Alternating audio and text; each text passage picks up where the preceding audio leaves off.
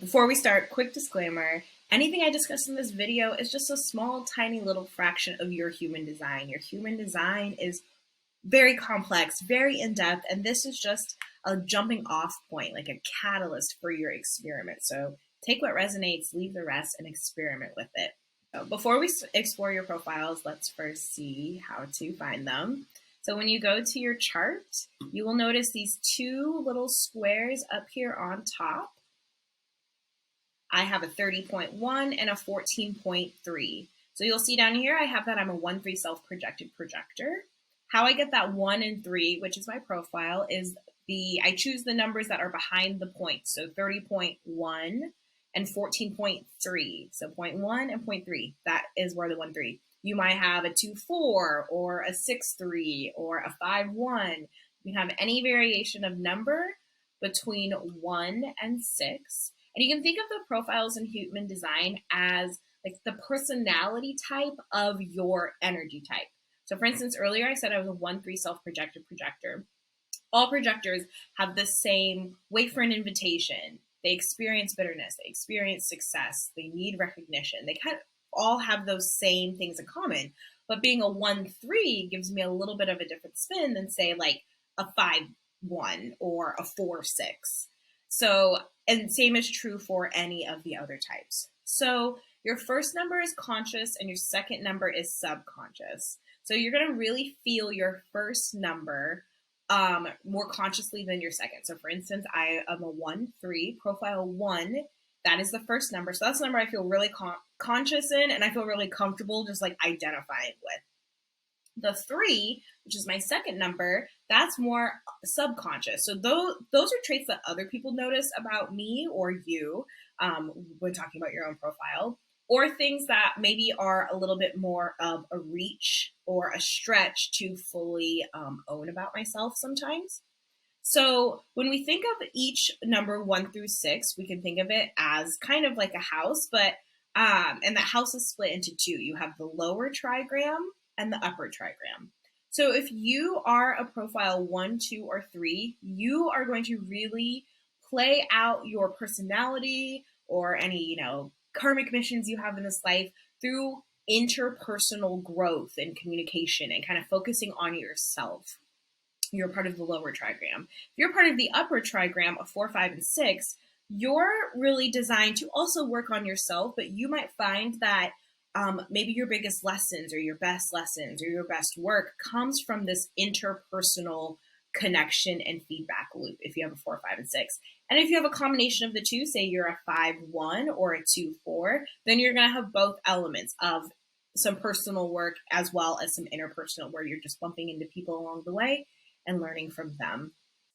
A profile 2, you are called the Hermit, and you are really designed to allow your natural talents to emerge in solitude, be seen, and then come alive. So I chose this gift for the Hermit because I don't know if you've ever heard of like a eremitage, or I think it's a hermitage in English. I've only ever heard it called an eremitage, but they're basically these palaces that were built in different places. You'd have like a summer palace and a fall palace and a winter palace, and really these big houses. And if you think about royalty or high society, generally those houses were just them, and not even like with their spouse, because their spouse was doing that. So it was, just one person surrounded by, a community of helpers, of servants who did the things for them, hopefully for great and equal pay. Wasn't always the case. Ugh.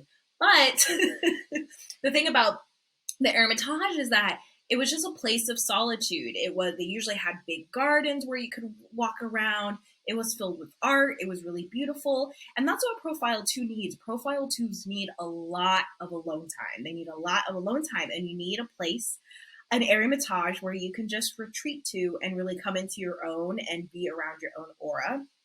So again, you need to feel free of pressure. And so by being alone, that helps with that freedom. So if you are a profile 2 business owner, you are really going to need to work in some type of break, some type of vacation, some type of social media break, some type of something to where you can disappear from your audience and really be in your own energy. I, for instance, know someone who for 1 week every month, they do a content break, a content hiatus. So they actually post a post saying, hey, this is my week. I'm not posting any content. If you want, to review, or, if you want to see my best blog posts, go to my blog, something like that. And then they just disappear for the week. And then they come back for the rest of the 3 weeks refreshed because they took that time alone. So that's something you're going to really have to build in as a profile too.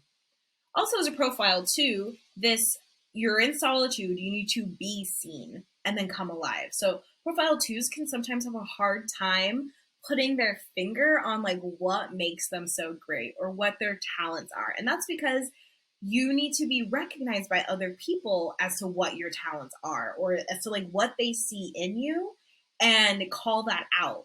They need to be like, hey, I see that you're great at accounting. Have you ever thought about being an accountant? Do you want to be my accountant? Like, and let's say you didn't even realize you were that great at accounting. I don't even know how that talent emerges, but because that numbers definitely are not my thing. But you need to really be recognized and called out by other people. And how to be called out is by being in your own aura, just doing your own thing in your Hermitage, where someone can come and visit and realize like, oh, you're great at doing this thing. So again, it's not always easy for you to describe your genius, and that's because you're designed to be seen by other people and for them to call out your genius. So some things that are really beneficial for an owner with a profile too are things like storytelling or private communities or coffee chats, retreats. Actually, let's pause at coffee chats. So storytelling, private communities, and coffee chats, those are great ways to just talk about whatever you want to talk about and have people around you who are a fan of you, who are here to cheer you on, and who are perfect at pointing things out, at calling things out, you might write a blog post and think, oh, well, this is the message. Post in your private community and you might get 10 different realizations from that blog post that have nothing to do with the message that you were trying to get across. Because again, you're not always the best at articulating the exact point. You're better designed to have other people articulate your point for you. So being in a private community, going on retreats, again, with people who, your best clients, your favorite clients, or your business collaborators, or people in your private community. And again, those frequent breaks from your audience or collaborators or whoever else, you very easily get burnt out when you feel really, really, really pressured. So some reflection questions for profiles that lead with 2 energy. So with 2-4, how are you stepping out into public but living privately? So this is such an interesting profile combination because you have a profile 2 who's meant to be alone in their Hermitage, kind of like, outside from people, but needing to be recognized by people. But then you have the profile 4 who loves people and who's a networker and really just knows somebody who knows somebody and wants to do all of these group activities. It's such an opposition. And so really, like, how are you living privately, doing your day-to-day things, really having that time to yourself and your own aura, or, maybe, pieces of you keep your relationship private, or you keep, your children off of Facebook or whatever. Facebook or Instagram, whatever. I'm making myself so old in Facebook. Or but then how are you stepping out into public? What parts of your persona are you showing out into public? And how also are you stepping out into public and giving the public an opportunity to call you out and call out your talents? But again, so don't put everything out to the public, but also don't get stuck in keeping every single thing private and isolating yourself. It's really interesting opposition. And then a profile 2-5 is a little bit of the same, with the 5 being a group number also. But what spaces support who you are and bring you influential opportunities? Because the thing about a profile 5, much like the interpersonal profiles, needs the outside, needs the public to really help kind of recognize their talents, because 5s are really great at giving solutions. But the downfall of a 5 sometimes, they can attract a lot of projections. 5s tend to be, you're either the best person ever to somebody or you're the worst person to somebody based on their opinion of you. And so it's really important if you have, because so fives can be very much misunderstood. So if you have a five, it's really important that you're surrounding yourself with a support system who understands you, who understands that your solutions aren't going to be for everyone, or that you are because fives naturally are a little bit of, think of a four. If we think of like a group of people as a circle, a profile four is going to be in the middle of the group interacting. A profile five is going to be kind of on the outskirts of the group, observing the group.